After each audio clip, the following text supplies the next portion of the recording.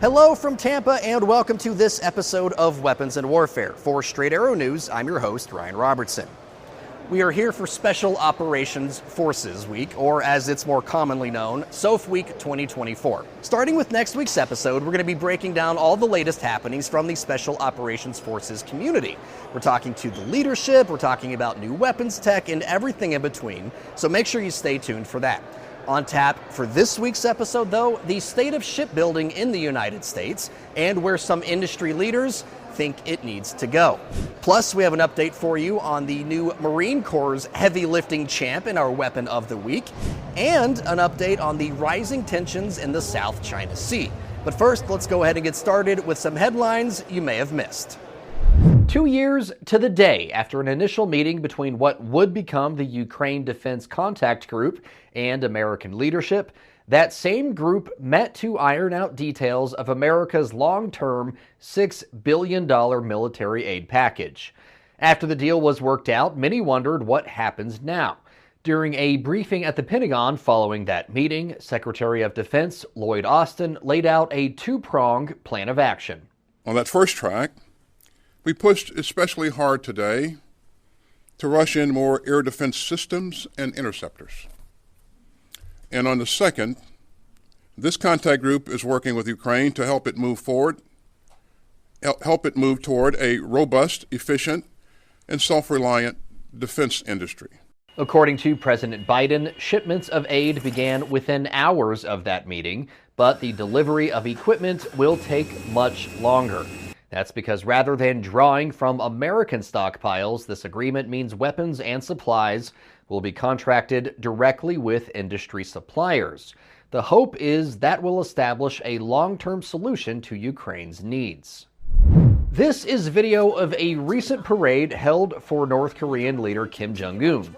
Instead of tanks or armored personnel carriers, the parade featured tractors pulling rocket launchers and launchers hidden inside vehicles designed to look like civilian grain or dump trucks. It is part and parcel for how North Korea operates. You know, they are an incredibly poor country that focuses the vast majority of their economy on its military abilities. Matt Shoemaker is a former intelligence officer with the U.S. military. He says because of sanctions, North Korea has limited access to create the military hardware they want. So they often rely on dual-use technology to scare the West. So should the West be scared? Perhaps, but not necessarily because of these weapons. Shoemaker is quick to point out North Korea has a history of hyping up its weapons tech, only for the West to discover the hype exceeded reality.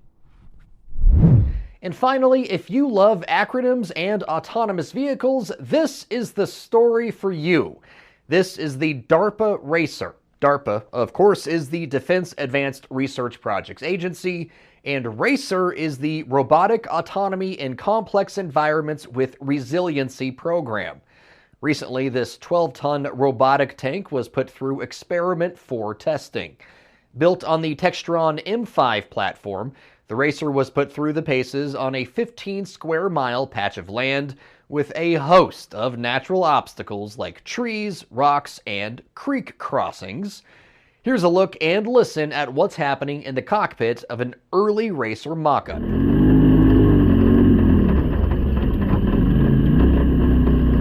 Ultimately, this version of the Racer may never see any action, but the information learned will no doubt end up in whatever UGVs, that's unmanned ground vehicles, end up being used in combat.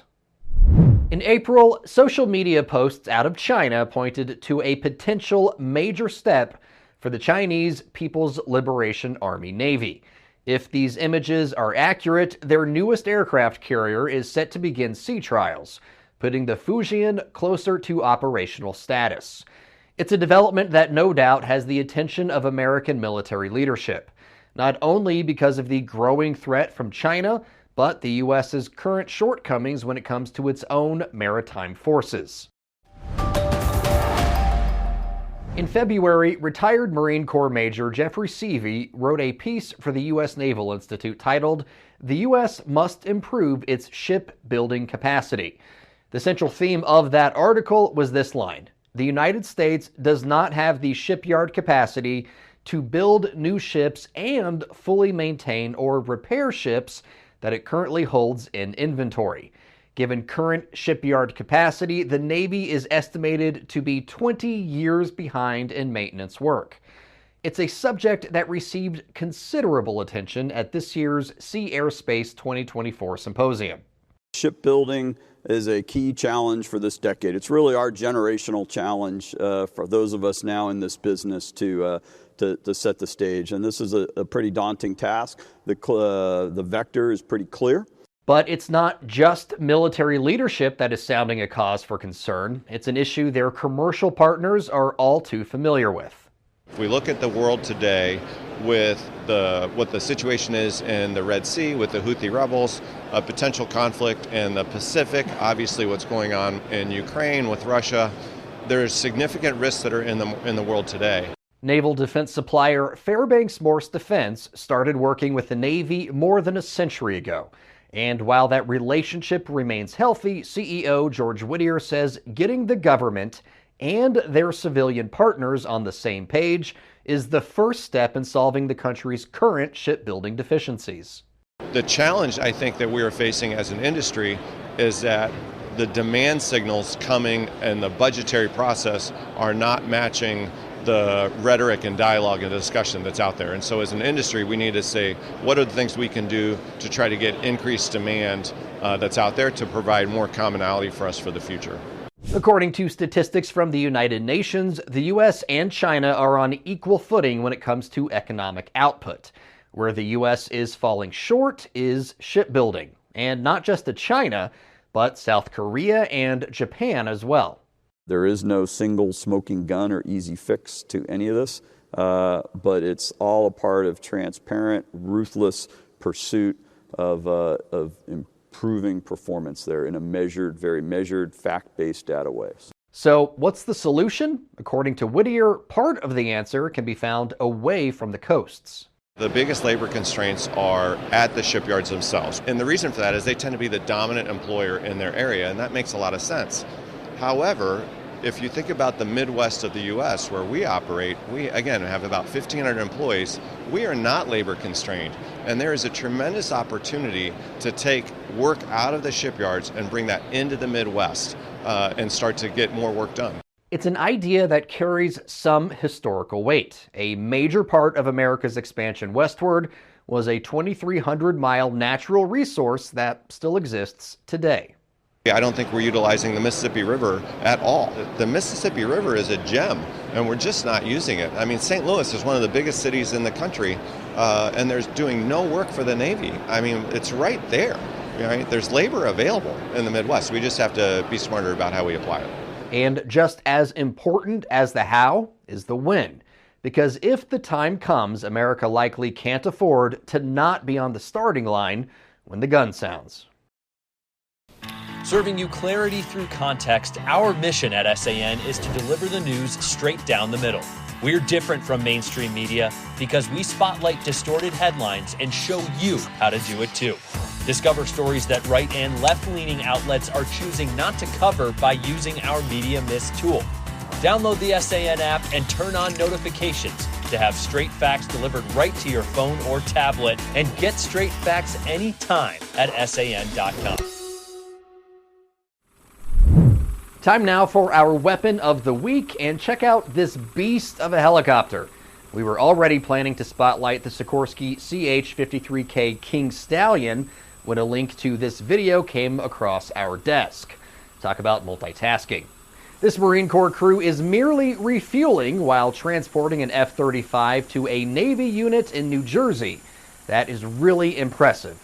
And really, that just begins to scratch the surface on the latest version of a platform that's been in use since 1966. From the Sea Stallion to the Super Stallion to now the King Stallion, the CH-53 is as dependable as it is versatile. The King Stallion's primary user is the U.S. Marine Corps, and right now there are 14 in the fleet, with another 79 contracted to be built. While it may look similar to its predecessor, the King Stallion is saddled with some significant upgrades. The 3 engines are capable of generating 7,500 horsepower, giving the platform 3 times the lift capability of the previous version. It also comes equipped with composite rotor blades and a wider cabin. As for its performance, according to the program manager, Marine Colonel Kate Flieger, the King Stallion is already showing what it's capable of in the hands of Marine pilots. The CH-53K was called upon to lift a downed H-60 in Bishop, California, right on the border with Nevada, that had gone down up in the mountains. Just for some context, that aircraft, the H-60, weighed 15,000 pounds and was up at an altitude of, elevation of 12,000, right? So extremely high and extremely heavy. And the 53K is the only aircraft in the DoD inventory that could make that lift. One of the reasons why it can make lifts like that is its construction. Parts that used to be made of metal are now, at least in part, made of composite materials that are as strong as metal, but considerably lighter. Another nod to technology can be found in the all-glass cockpit, a feature that puts it on par with most other aircraft being produced today. With a top speed of 230 miles per hour, the King Stallion can carry a sling load of 27,000 pounds for more than 100 miles. Of course, all of this does not come cheap. With a price tag of $122 million, the CH-53K costs as much as an F-35. But with an estimated 50 years of life expectancy, Uncle Sam should get plenty of bang for the buck. For our comms check this week for you folks, we have an update to a story we first told you about back in March, when a Chinese ship was caught on camera acting extremely aggressively towards a ship from the Philippine Coast Guard. Well, it's happened again, but this time there was a reporter on board that Philippine ship. This is video shot by reporter Nicholas Smith of the Daily Telegraph. Smith was aboard a Philippine Coast Guard ship near the disputed Scarborough Shoal in the South China Sea when a ship from China's Coast Guard pulled alongside and turned on its water cannons. The water cannon was coming down very fiercely for at least 5 minutes. We had to rush inside the boat. We took shelter inside a little corridor. It's a situation that's becoming all too common inside the Philippines' 200-mile exclusive economic zone. They don't hesitate to use brute force to violate international law, to show the international community that they are really going to blatantly disregard UNCLOS. For the uninitiated, UNCLOS is the United Nations Convention of the Law of the Sea, and for the past decade, China has claimed much of the disputed area as its own, a claim that was rejected by an international tribunal. If you're wondering why China would continue to press the issue, the Scarborough Shoal offers some prime fishing and, perhaps more importantly, is close to some major shipping lanes used by several countries. So, what happens next? That really is the million-dollar question right now, so stay tuned. All opinions expressed in this segment are solely the opinions of the contributors. All right, folks, we are just about out of time for this episode of Weapons and Warfare, but before we say adieu, I just want to take a beat and highlight what I think is one of the greatest displays of leadership we've seen in quite some time. So this past week, the U.S. Air Force and Lockheed Martin announced that the Secretary of the Air Force, 75-year-old Frank Kendall, had taken a ride in the cockpit of an F-16. Now, Secretary Kendall is not a fighter pilot, and you don't see a lot of service branch secretaries taking rides in fighter jets anyway. So from the get-go, the situation is already a little unusual. But what pumps the cool factor in this story to 11 is the fact that not only was Kendall not piloting the F-16, nobody was. Nobody. But the jet did have a pilot, an artificial intelligence pilot. The jet in question is the X-62 Vista, which we've talked about before. It's a special Air Force jet fighter used to test new technology. Kendall's flight wasn't the first time an AI agent flew the plane. but Kendall is definitely the most high-ranking military or government official to put their trust and their life in the hands of this still developing technology. Now, I'm not a pilot, but the pilots I do talk to say building trust in your wingman is not an easy process. And there has been plenty of trepidation about humans pairing up with fighters flown by computers. So the fact the Secretary of the Air Force, who again is not a fighter pilot himself, was willing to prove his trust in the technology in such a headline-catching way speaks volumes. Kendall did not tell pilots they should believe him. He didn't make an outlandish promise that could never be fulfilled. He didn't delegate the task to a subordinate. Frank Kendall showed those he leads what leadership really is, by leading from the front. To all current and future leaders who want to get the buy-in of those around him, pay attention to Secretary Kendall. You might learn something.